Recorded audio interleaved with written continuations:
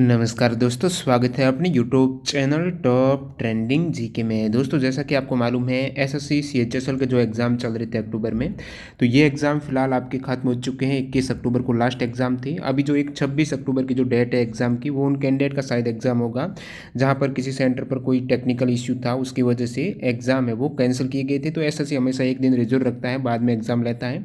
तो उन कैंडिडेट का 26 को एग्ज़ाम होगा। बाकी आप कमेंट करके बता सकते हो आप में से किसी कैंडिडेट का 26 अक्टूबर को एग्ज़ाम है क्या।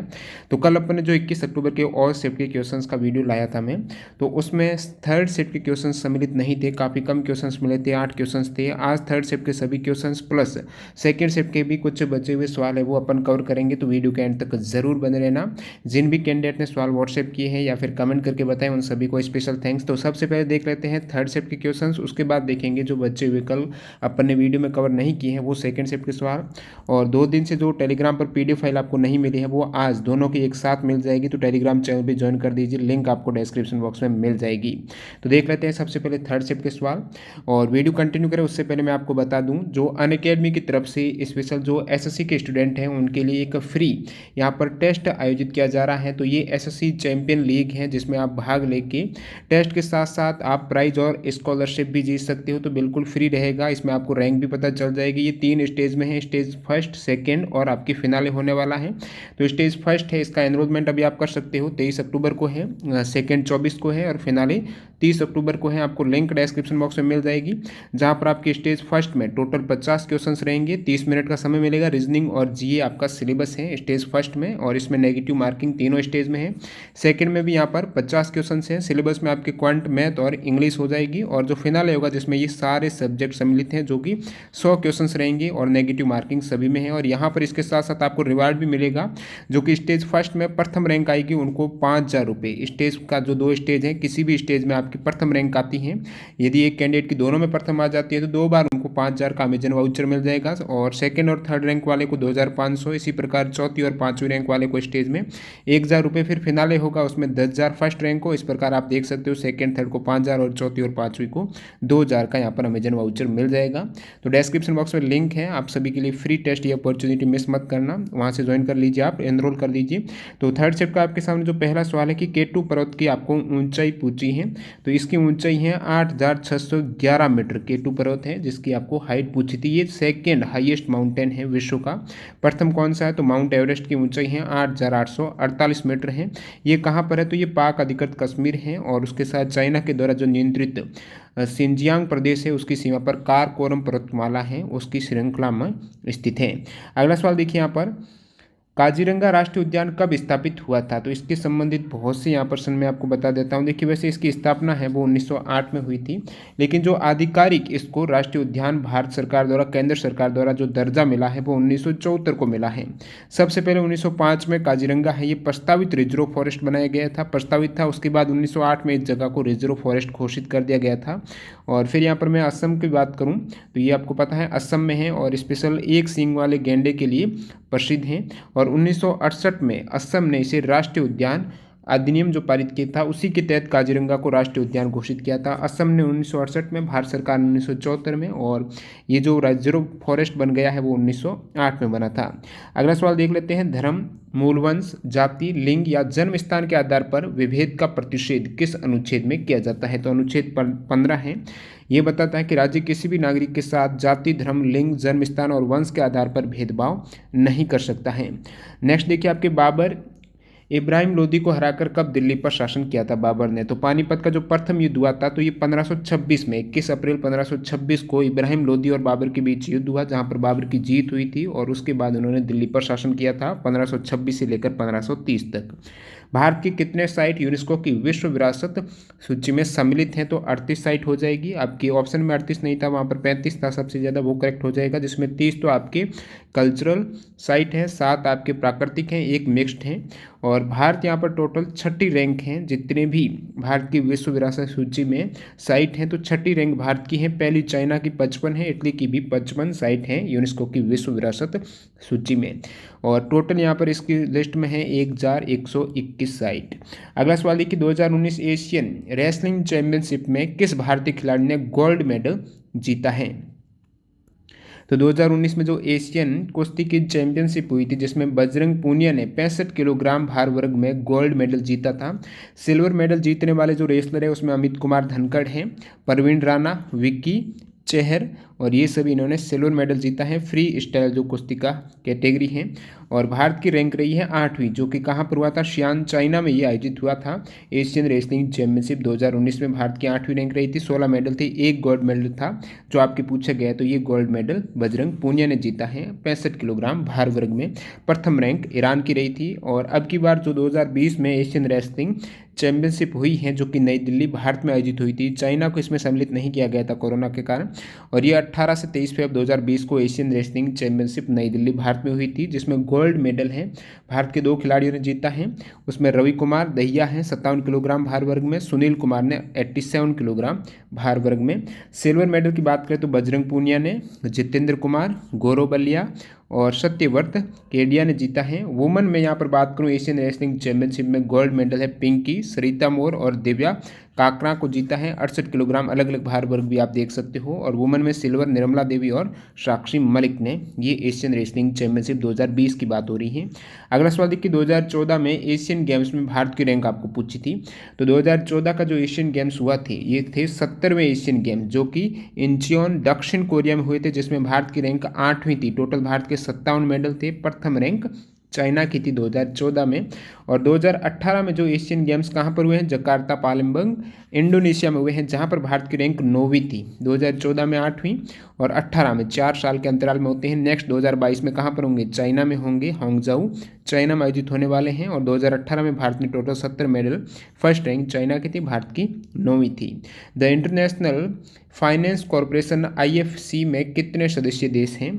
तो टोटल मेंबर कंट्री हैं IFC की 184 देश है इसमें। इसका headquarter Washington DC United state में है, जिसका फॉर्मेशन स्थापना कब हुई थी, तो 20 जुलाई 1956 को हुई थी। जनवरी 2020 को किसी वर्ष 2019 की 29वें सरस्वती सम्मान के लिए चुना गया है। तो 2019 का जो सरस्वती सम्मान दिया गया है 29th एडिशन है ये दिया गया है वासुदेव मोही को, जो कि सिंधी साहित्यकार हैं। उनकी जो कहानी संग्रह चेक बुक के लिए वासुदेव मोही को 2019 में 29वां सरस्वती सम्मान से सम्मानित किया गया है। इससे पहले 2018 में जो 28वां सरस्वती सम्मान है वो डॉक्टर केशवा रेड्डी को, उनका जो काव्य संग्रह था वो था पक्का की ओटिगलाइट। इस हेतु 2018 में केशवा रेड्डी को, 2019 में वासुदेव मोही को चेक बुक के लिए। प्रथम जो सरस्वती सम्मान एग्जाम के लिए इंपॉर्टेंट है, प्रथम सरस्वती सम्मान पुरस्कार 1991 में दिया गया था।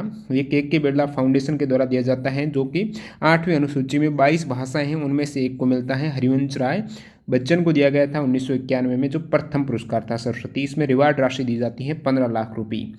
वैश्विक सामाजिक गतिशीलता इंडेक्स 2020 में भारत की रैंक पूछी है।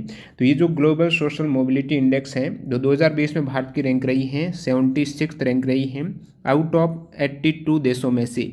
तो 82 देशों में से भारत की रैंक 76 रही है। प्रथम रैंक डेनमार्क की रही है। ये जो इंडेक्स जारी किया जाता है ये विश्व आर्थिक मंच के द्वारा, और ये पहला एडिशन है 2020 में, इसका पहला सामाजिक गतिशीलता सूचकांक जारी किया गया है। तो ये कौन सा कैसा इंडेक्स है, गतिशीलता ये इंडेक्स है, सूचकांक है। इसमें स्वास्थ्य, शिक्षा, मजदूरी इत्यादि के आधार पर गणना की जाती है कि व्यक्ति की परिस्थिति उनके माता पिता की परिस्थिति की तुलना में कितनी यहाँ पर सुधार आया है। तो माता पिता की जो परिस्थिति थी और जो उनकी फिर संतान की परिस्थिति है उसमें कितना उच्च स्तर आया है या फिर निम्न स्तर की हो गई है, तो उसके अकॉर्डिंग ये इंडेक्स तैयार किया जाता है कि अपने पूर्वज है या फिर माता पिता हैं उनके आने वाली पीढ़ी में कितना यहाँ पर आर्थिक सुधार आया है। और इसमें भारत की रैंक है वो 76 रही है। अगला सवाल देखिए, नवंबर 2019 में स्वास्थ्य एवं परिवार कल्याण मंत्रालय द्वारा नवजात शिशुओं में निमोनिया से होने वाले मौतों को कम करने के लिए किस अभियान की शुरुआत की गई है? तो नवजात शिशु हैं उनमें जो निमोनिया रोग को होने वाली मौत है, मृत्यु दर को कम करने के लिए जो अभियान 2019 में नवंबर में लाया गया था वो था सांस अभियान। सांस अभियान, सांस की फुल फॉर्म है social awareness and action to neutralise pneumonia successfully. और इस अभियान में लक्ष्य रखा गया है 2025 तक प्रति 1000 जीवित बच्चों पर होने वाली मौतों को 3 से कम करने का लक्ष्य। अगला सवाल देखिए, निमोनिया रोग से होने वाली मौतों को कम करने का लक्ष्य रखा गया 2025 तक। K4 बैलिस्टिक मिसाइल की माक क्षमता पूछी है। तो मैक्सिमम रेंज है इसकी ऑपरेशन की वो है 3500 किलोमीटर ऑपरेशन की मैक्सिमम रेंज हो जाएगी। मार्क क्षमता है K4 बैलिस्टिक मिसाइल है, ये इंडियन नेवी की है, जो कि मध्यम दूरी का पनडुब्बी से ये प्रक्षेपित किया जाने वाला एक प्रक्षेपास्त्र है, जिसे भारत सरकार के रक्षा अनुसंधान एवं विकास संगठन के द्वारा बनाया गया है। अगला सवाल देखिए यहाँ पर, डाईफ्लोरोमीथेन का रासायनिक सूत्र आपको पूछ लिया है, तो डाईफ्लोरोमीथेन है, इसका केमिकल फॉर्मूला है Cl2F2। तो ये डाईफ्लोरोमीथेन यानी आपके कार्बन 1 होगा। इसे दोस्तों फ्रियोन 12 भी कहा जाता है, इसका नाम फ्रियोन 12 भी है। 2019 में मुंबई के लिए किस बल्लेबाज ने विजय हजारे ट्रॉफी के मुकाबले में दोहरा शतक लगाया? सवाल था कि प्रथम श्रेणी क्रिकेट में मुंबई के किस बल्लेबाज ने 2019 में दोहरा शतक लगा के रिकॉर्ड बनाया है? तो वो हैं यशस्वी जायसवाल हैं। तो सबसे युवा खिलाड़ी बन गए हैं ऐसा करने वाले प्रथम श्रेणी क्रिकेट में, वनडे में। इन्होंने 17 वर्षीय यशस्वी ने झारखंड के खिलाफ मैच में 154 गेंदों में 203 रनों की पारी खेली हैं। अगला सवाल देखिए यहाँ पर, चापचार कूट जो त्यौहार है वो किस राज्य में मनाया जाता है? तो चापचार कूट त्यौहार है ये मिजोरम का है, जो कि मार्च महीने में जो झूम की खेती होती है उसके बाद ये मनाया जाता है, मिजोरम के लोग हैं उनके द्वारा। अगला सवाल, 2019 में एशियन जो आर्चरी चैंपियनशिप हुई है, तीरंदाजी चैंपियनशिप 2019 में एशियन आर्चरी चैंपियनशिप में भारत की रैंक आपको पूछे तो सेकेंड रैंक है इंडिया की, फर्स्ट है दक्षिण कोरिया की। भारत के 7 मेडल हैं, एक गोल्ड मेडल है जो कि अभिषेक वर्मा और ज्योति सुरेखा ने मिक्स टीम का ये गोल्ड मेडल जीता है। एशियन आर्चरी चैंपियनशिप 2019 में सेकेंड रैंक इंडिया की है और 22 से 28 नवंबर 2019 तक ये बैंकॉक थाईलैंड में आयोजित किए गए थे। अगला सवाल देखिए, भाखड़ा बांध की 50वीं वर्षगांठ कब थी? तो भाखड़ा बांध है उसकी 50वीं वर्षगांठ जिसके अवसर पर एक स्मारक डाक टिकट जारी की गई थी, वो थी आपकी 20 अक्टूबर 2013 को ये जारी की गई थी। 50वीं वर्षगांठ के उपलक्ष्य में एक डाक टिकट है वो भाखड़ा नागल की जारी हुई थी 2013 में। और ये बांध कहाँ पर है भाखड़ा बांध? तो ये है बिलासपुर हिमाचल प्रदेश में, सतलुज नदी की पर स्थित है। 1963 में ये ओपन किया गया था। MS वर्ड में डिजाइन टैब के लिए शॉर्टकट की आपको पूछी है, तो MS वर्ड में डिजाइन टैब के लिए जो शॉर्टकट कुंजी है वो ALT के साथ आपको G प्रेस करना है, वहाँ पर डिजाइन टैब खुल के आ जाएगी। अन्य इंपॉर्टेंट MS वर्ड की शॉर्टकट की बात करूँ इस टैब से रिगार्डिंग, तो ALT+H ये होम टैब है, ALT+F फाइल पेज है, ALT के साथ N है वो इंसर्ट है, अल्ट के साथ M है मेलिंग टैब है। इसमें इंपॉर्टेंट हो जाएगी एक तो लेआउट टैब है जो ALT के साथ P, और एक आपके ये इंसर्ट है होम टैब है, और प्लस आपकी ये पूछा है डिजाइन टैब है वो ALT के साथ G। 11वां न्यूक्लियर एनर्जी कॉन्क्लेव 2019 कहाँ पर आयोजित हुई है? तो 11वीं न्यूक्लियर एनर्जी कॉन्क्लेव 2019 नई दिल्ली में 18 अक्टूबर 2019 को आयोजित हुई है, जिसकी थीम थी economics of nuclear power, innovation towards safer and cost effective technologies, और ये आयोजित की जाती हैं इंडिया के एनर्जी फोरम के द्वारा। अगला सवाल देखिए, पत्रकारिता के लिए दिया जाने वाला Ramnath Goenka excellence in journalism award की शुरुआत कब हुई है? तो रामनाथ गोयनका जो अवार्ड है उसकी शुरुआत 2006 में हुई है। ये किसी भी राजनीतिक पार्टी या धर्म का पक्ष लिए बिना सही पत्रकारिता की जाने जो करते हैं उनको पत्रकार को ये अवार्ड दिया जाता है, जो कि इंडियन एक्सप्रेस ग्रुप है उनके द्वारा ये प्रेजेंट किया जाता है। अब देखिए ये तो हो गए आपके 21 अक्टूबर के थर्ड शिफ्ट के सवाल हैं, जो टोटल 20 सवाल हैं। अब जो बचे हुए कल के सवाल जो अपन ने पूरे कवर नहीं किए थे वो भी देख लेते हैं। तो कल वाले में आपकी सवाल नंबर 17 तक हो गए थे, ठीक है। ये सवाल था आपकी जो 2019 में यूनेस्को क्रिएटिव सिटीज़ नेटवर्क के सदस्य के रूप में भारत की किन 2 शहरों को शामिल किया गया है? तो ये कल सवाल नहीं मिला था, डाउट था कुछ महानगर करके, तो एग्जैक्ट ये सवाल पूछा गया था सेकंड शिफ्ट में। 2019 में यूनेस्को क्रिएटिव सिटीज़ नेटवर्क के सदस्य के रूप में भारत की किन 2 शहरों को शामिल किया गया? तो उसमें मुंबई हैदराबाद है। तो चलिए अपन सेकेंड शिफ्ट के सारे सवाल एक साथ देख लेते हैं, ताकि जिन भी कैंडिडेट का एग्जाम था तो इस वीडियो में आपके सारे कवर हो जाएंगे वो सवाल भी। तो पहला सवाल देखिए, मैं थोड़ा यहाँ पर जल्दी क्योंकि आपके देखे हुए सवाल हैं तो अपन ब्रीफली कर देते हैं। बारकोड का आविष्कारक कौन है? तो वो है जोसेफ वुडलैंड है। बारकोड है जो कि मशीन रीडेबल एक फॉर्म में, प्रोडक्ट में कोई भी बारकोड होगा तो इजीली मशीन के माध्यम से रीड कर सकते हैं कौन सा प्रोडक्ट है, तो वो आपके वुडलैंड है, जोसेफ वुडलैंड के द्वारा दिया गया था। ट्रैक बॉल किस प्रकार की डिवाइस हैं, तो ट्रैक बॉल की बात करें तो ये इनपुट डिवाइस हैं। और कर्क रेखा भारत की किस राज्य से होकर नहीं गुजरती, ये आपको पूछा गया था, तो आंध्र प्रदेश, क्योंकि कर्क रेखा भारत के 8 राज्यों से गुजरती है। मित्र पर गमछा, झार यानी आप कह सकते हो झारखंड हो गया, राजस्थान हो गया, छत्तीसगढ़ हो गया, त्रिपुरा, मिजोरम, मित्र यानी मिजोरम त्रिपुरा, फिर आपकी गमछा झार पर यानी पश्चिम बंगाल हो गया, गुजरात हो जाएगा आपकी ग। तो इस प्रकार टोटल ये 8 राज्य हैं और जहाँ से कर्क रेखा गुजरती है इसमें आंध्र प्रदेश नहीं है, तो ये करेक्ट था आपके ऑप्शन में। अगला सवाल देखिए, मानसून जो शब्द है ये किस भाषा से लिए गए हैं, तो ये अरबी भाषा का शब्द है, तो अरब करेक्ट हो जाएगा। नेक्स्ट यहाँ पर हॉर्नबिल महोत्सव कहाँ मनाया जाता है, नागालैंड में मनाया जाता है। हॉर्नबिल महोत्सव है 1 से 10 दिसंबर तक, इसे त्योहारों का त्यौहार भी बोलते हैं। FIH player of the year award 2019 किसे मिला है, तो ये मनप्रीत सिंह को मिला है। ये इंटरनेशनल हॉकी फेडरेशन का अवार्ड है जो कि हॉकी के player of the year award 2019 में मनप्रीत सिंह जो भारत के हैं।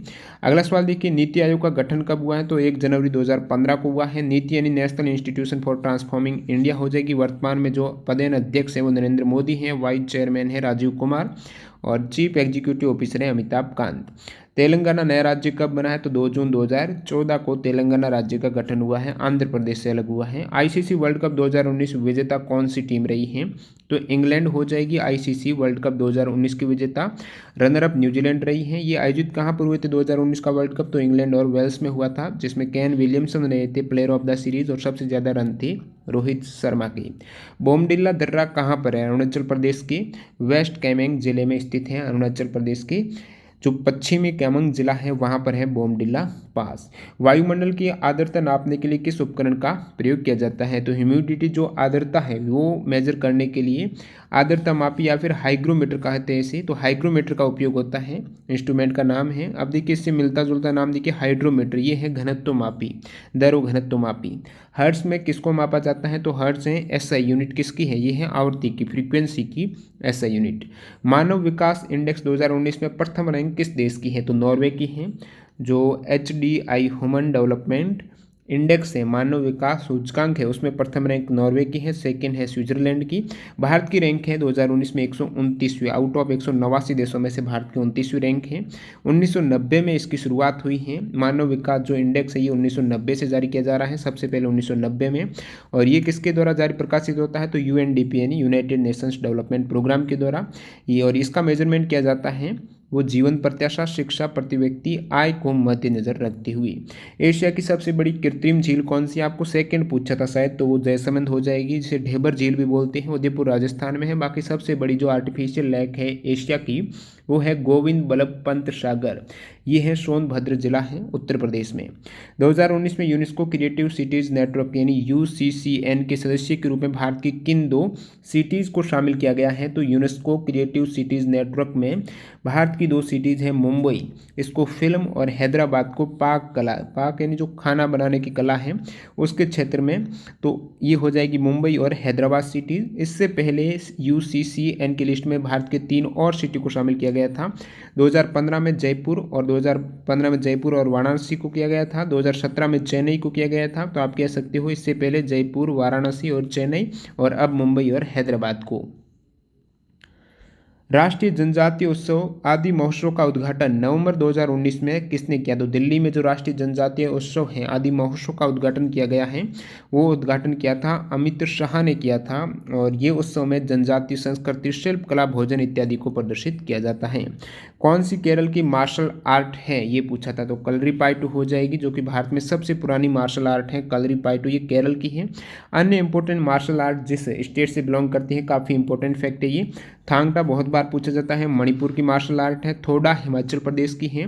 सिलंबम तमिलनाडु की है। गटका है पंजाब की। एम्बुअन कुश्ती है मिजोरम की। मुष्टि युद्ध है वाराणसी की। परिखंडा ये बिहार की मार्शल आर्ट है। मर्दानी है, काफ़ी इंपॉर्टेंट सवाल है, CGL 2020 में अब की बार आया था। और पंजाब और बंगाल हैं, इन दोनों की मार्शल आर्ट है, ये भी CGL में आ चुका है, तो लाठी है। अगला सवाल देखिए यहाँ पर, कुल कितने वेदांग हैं, टोटल वेदांग कितने हैं, 6 वेदांग हैं। 4 वेद हैं, ऋग्वेद, यजुर्वेद, सामवेद और अर्थवेद। पुराण 18 है, उपनिषद है 108। वेदांग कौन से 6, तो शिक्षा, कल्प, व्याकरण, ज्योतिष, छंद और निरुक्त। अगला सवाल देखिए, द बाल्टीमोर बुलेट किस खिलाड़ी का उपनाम है, तो ये किन का निकनेम है, तो ये है माइकल फेल्प्स का उपनाम है। इनका अन्य नाम निकनाम फ्लाइंग फिश भी है। तो माइकल फेल्प्स का जो निकनेम है, सरनेम है, वो है बाल्टीमोर बुलेट है। और ये एक अमेरिकी तैराक है। ओलंपिक गेम्स में इंडिविजुअल सबसे ज़्यादा जो गोल्ड मेडल हैं ये इन्हीं के पास में है। 23 गोल्ड है ओलंपिक के किसी भी खिलाड़ी का, ये सबसे ज़्यादा गोल्ड मेडल इन्हीं का रिकॉर्ड है। अगला सवाल देखिए, महा मेट्रो रेल नेटवर्क के नागपुर मेट्रो एक्वा लाइन के 18.5 किलोमीटर लंबे रूट का उद्घाटन जनवरी 2020 में किसने किया? तो वो किया है महाराष्ट्र के मुख्यमंत्री उद्धव ठाकरे ने। 1857 के विद्रोह का इलाहाबाद का नेतृत्व किसने किया? तो इलाहाबाद का जो 1857 का विद्रोह हुआ था, तो इलाहाबाद की ओर से जो नेतृत्व कर रहे थे वो लियाकत अली, मौलवी लियाकत अली के द्वारा किया गया था। अन्य इंपॉर्टेंट फैक्ट हैं जैसे कि पूछा जाता है, बैरकपुर से कौन कर रहे थे? मंगल पांडे कर रहे थे नेतृत्व। कानपुर से नाना साहब कर रहे थे। बिहार से कुंवर सिंह है। लखनऊ से बेगम हजरत महल ने नेतृत्व किया था। एक आपके बुक्स का जो सवाल था, the judgement inside story of the emergency in India, पुस्तक के लेखक है कुलदीप नायर। अगला सवाल देखिए, अंतिम सवाल, भारत का सबसे ऊंचा पर्वत कौन सा है? अब देखिए, भारत का सबसे ऊंचा पर्वत की बात करूं तो वो तो हो जाएगा आपकी गॉडविन ऑस्टिन है। 8,611 किलोमीटर है। बहुत सी बुक्स में आपको मिलेगा कंचनजंगा, क्योंकि जो गॉडविन ऑस्टिन है ये वैसे तो जम्मू कश्मीर में है, लेकिन ये पाकिस्तान वाले भी इस पर कब्जा किए हुए हैं। तो इलीगली ऑक्यूपाइड कश्मीर है पाकिस्तान में, और वैसे ऑफिशियली ये भारत सरकार के द्वारा कि गॉडविन ऑस्टिन है ये भारत में है। और बाकी यहाँ पर ये इस मुद्दे को हटा दूँ या फिर इस मुद्दे की अपन बात नहीं करें तो सेकंड जो हाईएस्ट माउंटेन हो जाएगा वो आपकी कंचनजंगा है। ये भी भारत में आता है। तो भारत के साथ साथ ये नेपाल में भी है, तो इसमें कुछ भी आपके ऐसा मुद्दा नहीं है। तो ये सेकंड हाईएस्ट है और भारत में इसमें कंचनजंगा हो जाएगा आपके 8,586। यदि K2 था तो K2 करेक्ट हो जाएगा। गॉडविन ऑस्टिन भी उसे कहते हैं। 8,611 मीटर है। और तीसरा सबसे ऊंचा पर्वत है 8,586 मीटर, जिसकी हाइट है वो भारत और नेपाल में। अब देखिए, सिर्फ और सिर्फ भारत का, जिसमें किसी भी अन्य देश का नहीं होता शामिल हिस्सा, तो सिर्फ भारत में है वो नंदा देवी है। 7,816 मीटर है, जो कि विश्व में 23वां सबसे ऊंचा शिखर हो जाएगा। तो दोस्तों, यहाँ पर सेकेंड और थर्ड शिफ्ट के जो बचे हुए सवाल हैं वो कवर हो चुके हैं। इसकी PDF फाइल आपको कल वाली और इससे पहले वाली दोनों ही साथ में टेलीग्राम चैनल पर मिल जाएगी। लिंक डिस्क्रिप्शन बॉक्स में है, वहाँ से ज्वाइन कर लीजिए। बाकी जो अभी आपके एग्ज़ाम हुए हैं, ये जो जितने भी टोटल हैं 12 से अब तक, तो उनकी मैं एक अलग से वीडियो बना के डाल दूंगा। तो चैनल को सब्सक्राइब कर देना, ताकि आने वाले जो आपके SSC JEE वगैरह का एग्ज़ाम है उनके लिए काफ़ी बेनिफिशियल रहेगी। वीडियो पूरा देखने के लिए आपका बहुत बहुत धन्यवाद। मिलते हैं ऐसे किसी नए वीडियो के साथ, तब तक के लिए वंदे मातरम, जय हिंद दोस्तों।